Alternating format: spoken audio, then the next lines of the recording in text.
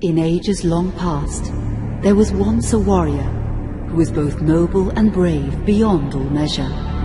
His deeds of heroism and skill in combat were legend. His name was whispered within the hallowed halls of men for countless generations. Yet now his name is lost, lost in the mists of time forever. It is said that destiny delights in the misfortunes of men, and so it proved true for Gabriel Belmont. For even after defeating the Lords of Shadow and ending their reign of terror, his soul was consumed by the very darkness that he sought to destroy, as that ancient prophecy foretold.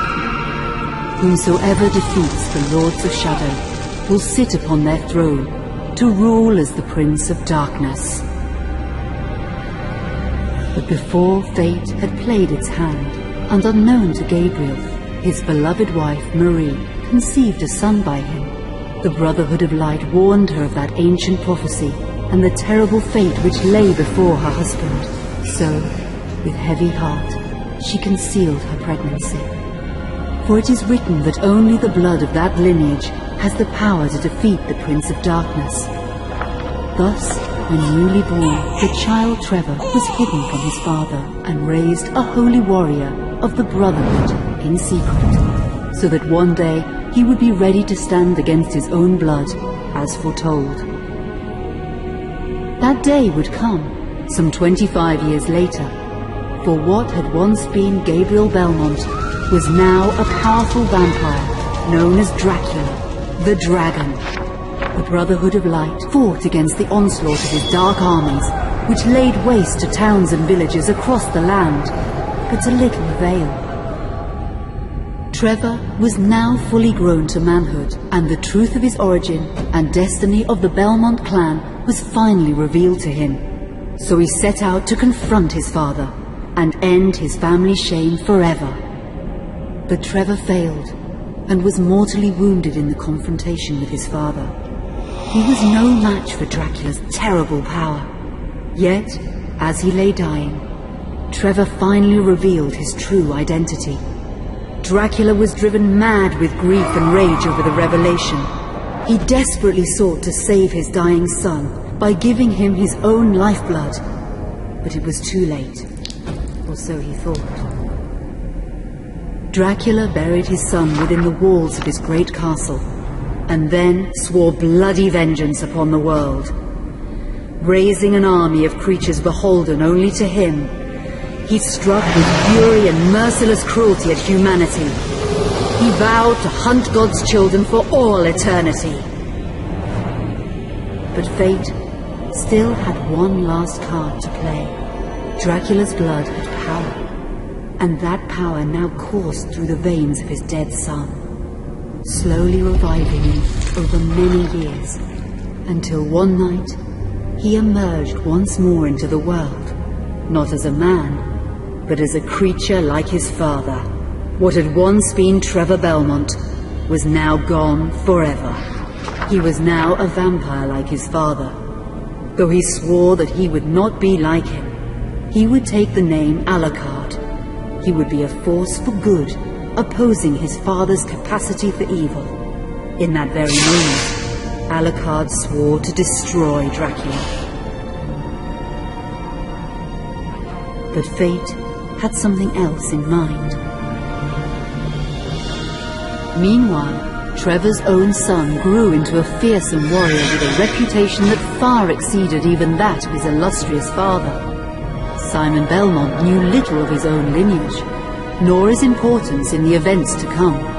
All he knew was that his mother had died at the hands of Dracula's minions when he was but an infant, and his father had been killed in single combat with Dracula. Found and raised by the people of White Mountains, Simon had but one purpose in life: to destroy Dracula for the murder of his parents. After years of training in the arts of war, Simon set off for Dracula's castle and a date with destiny. Once in the castle, Simon met Alucard, and knowing little of the true identity of his companion, joined forces with him. Blood bound them together, and fate took a hand once again, as finally they met their dreaded foe in mortal combat. Simon defeated Dracula with his whip, and yet Alucard sensed that all was not as it should be. Dracula would return.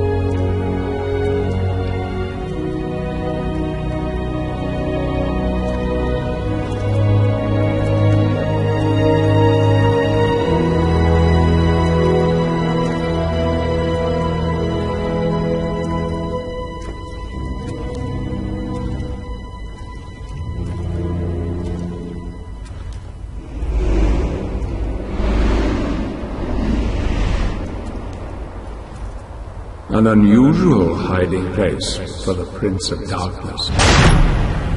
Don't you think? Zobek, where have you been all this time?